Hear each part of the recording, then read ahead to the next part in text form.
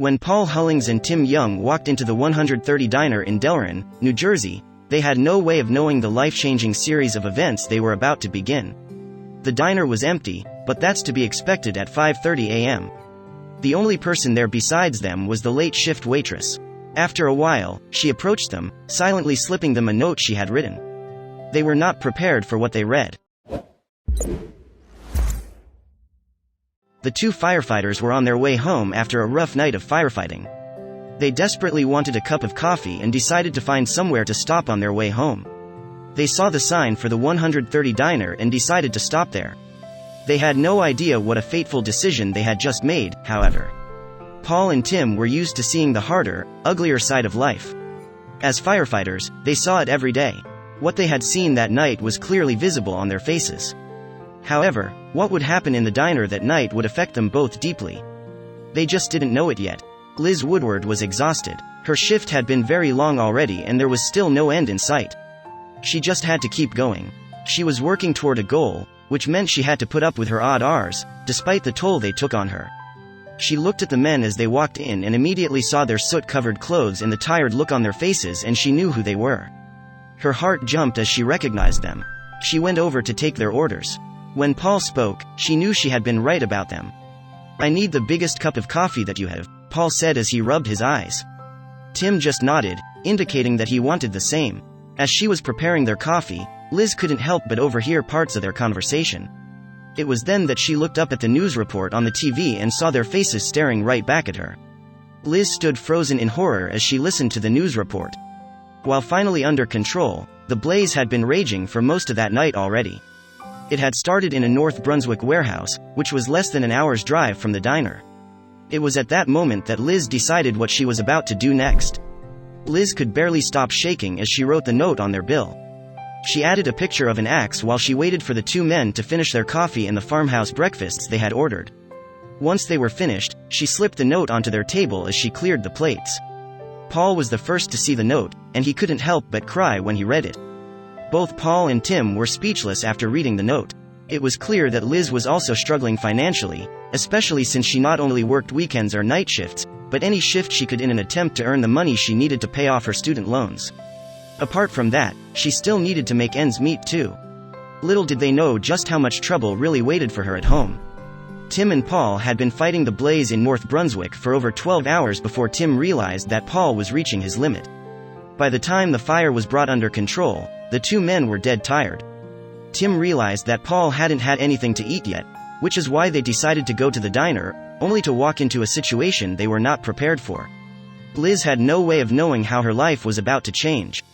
Once they had read the note several times, Tim and Paul immediately took a photo of it and uploaded it to Facebook. The post spread quickly, gaining thousands of likes, comments, and shares. Strangers began to recognize her on the street after her overnight Facebook fame. At this point, you might wonder what the note said. Liz's touching note read, "Your breakfast is on me today. Thank you for all that you do, for serving others and for running into the places everyone else runs away from. No matter your role, you are courageous, brave, and strong. Thank you for being bold every day. Fueled by fire and driven by courage, what an example you are. Get some rest. I started tearing up and it made me feel good. Us firefighters are wanted. People care about us," Paul said during an interview with WPVI-TV. However, it was only once the post had already gone viral that the two men would learn of the problems that were facing Liz. When they stumbled across Liz's GoFundMe account, the two men knew that they had to do something. Such a selfless and kind act. "I definitely urge my friends to make a trip out and support the business, and if Liz happens to be your waitress, tip big," Tim posted on Facebook after he learned the truth. "Turns out, the young lady who gave us a free meal is really the one that could use the help. We have rented a van before, twice actually, so that my dad could attend his father's funeral and his daughter's graduation, since transport isn't covered unless your trip is deemed medically necessary, and it's very expensive out of pocket, even to rent for a few hours." Liz's GoFundMe page read, "It was the first time since his aneurysm ruptured that he was able to interact with family members and friends he hadn't seen in years. Her father had had an aneurysm that left him permanently confined to a wheelchair. Liz's GoFundMe wasn't set up to help her, but to help her buy a wheelchair-accessible van. All in the hopes of making her dad's life that much easier." Paul and Tim were struck by the fact that this was just another example of how this struggling waitress was trying to improve the lives of those around her. We watched my father smile, and we witnessed joy and accomplishment, and we watched his memory strengthen with every person who left his side in disbelief that he could remember exactly who they were and what got them in trouble back in the day, Liz wrote on the GoFundMe page. See, my dad is still Steve. He's just Steve who survived a brain injury and now uses a wheelchair. He deserves to be Steve and not just a patient or a number on a chart, she continued. As more and more people saw Tim and Paul's Facebook post, more and more people became aware of Liz's GoFundMe campaign. Donations from all over the world started to pour into her campaign. The campaign's target was to reach $1,700. In just a few days, however, the donations not merely doubled but tripled the target amount. By the end of the campaign, the kind-hearted donors had donated a total of over $70,000. Obviously, this was more than enough to buy the van her dad needed and then some. All of that, just because she decided to brighten the day of two tired firefighters. She never expected to be rewarded for her actions, let alone to receive such a huge reward. As far as Liz is concerned, however, she didn't do anything noteworthy or special when she paid the $15 breakfast bill. I know it's being remarked on as this extraordinary act.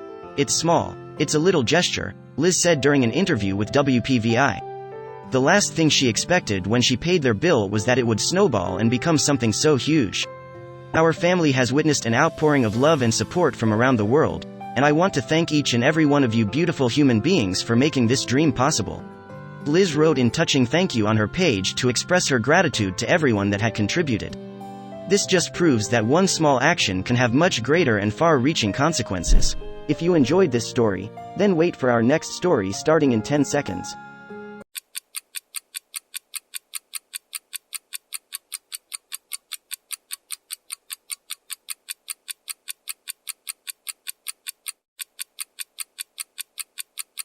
Sifting through a myriad of random articles placed haphazardly upon a display table was the only way to find any sort of meaningful discovery. He rifled through and touched every piece on the display table to see what might be hidden beneath. He glanced towards a picture frame tucked under some bric-a-brac and felt the hair on the back of his neck rise. Michael Sparks was no novice when it came to finding great buys in thrift stores. In fact, he frequented small and big stores around the country and had found an assortment of goodies that he began collecting. Some were useful items around the house and some just for their beauty. He bought the frame and awful picture for $4. He thought it would look great in his living room, but it was not to be. Upon arriving back home, he unloaded the few items he had purchased at various different stalls and brought them inside to have a better look at them. He was disappointed that the frame was not the beautiful old wood he had thought it was, but just a plastic frame made to look like old wood. He was about to toss it when he had another idea. The frame may not have been worthy of hanging in his home, but he was never quite sure about art. The picture in the frame was a dreary and dark depiction of a country scene, not his taste at all, but who knew what it may be worth if he could find out if it was an original painting from an obscure artist.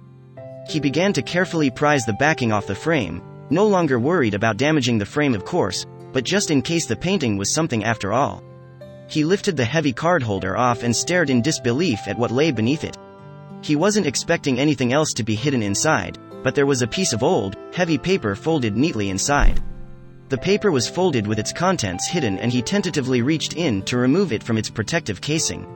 It felt heavy in his hands, heavier that paper made these days. That was his first clue, he just didn't know it yet. He carefully began unfolding the parchment to reveal what was hidden inside. As he straightened out the last neat fold creasing the paper, he got a look at some very beautiful script. It couldn't be mistaken for anything other than the Declaration of Independence. Mike was baffled as to why anyone would store a print of the Declaration of Independence behind a dreary painting, so he switched on another light and sat down to take a better look. Michael, as many people in America do, already owned a print of the famous document, and it has well-known statements on human rights that many people hold dear, particularly its second sentence. We hold these truths to be self-evident, that all men are created equal, that they are endowed by their Creator with certain unalienable rights, that among these are life, liberty, and the pursuit of happiness. But this copy was so much more beautiful. After looking at his purchase for a few days, he thought the print might actually be a little older than he originally thought. I've seen Declarations of Independence in thrift stores before, said Sparks. This one was so beautiful I thought it was an engraving. I look for things that have quality to them. What he did next would change his life forever. The suspicion that the document was older than he first assumed led him to start researching about it on the internet. What he learned blew his mind. He was holding in his hand one of only 200 original authentic copies of the document. What was even more astounding was that there are only 36 copies known to be in existence today. They needed to get this appraised. Right now, his head was spinning and he was thankful that he was already sitting down, or he was sure he would have fallen right over from shock when the Rainer's Historical Collectible Auction in North Carolina told him what it was worth. A whopping $250,000. To anyone, that is a life-changing amount of money. He couldn't even begin to think of what to do next, but that would all fall into place quite neatly. He was soon in touch with Rainer's Historical Collectible Auction, a prestigious auctioneer that promised to start the bidding for the historic piece at the evaluated price of $250,000, but nobody foresaw the incredible developments that were about to take place when the auction began. There were some very serious bidders, each wanting the piece of living history to be added to their companies. The auctioneer began by opening the item or bidding, describing it in its full glory.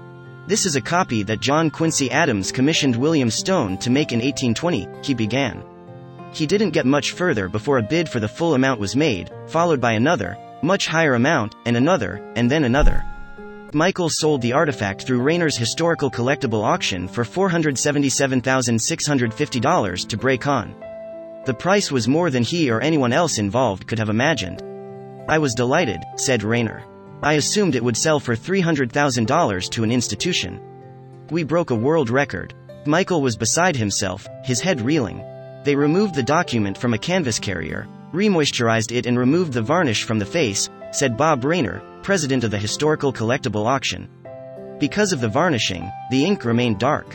And because of the dark ink, this copy is one of the best preserved of its kind, Bray Kahn, the Utah investment firm that purchased the declaration, went on to say.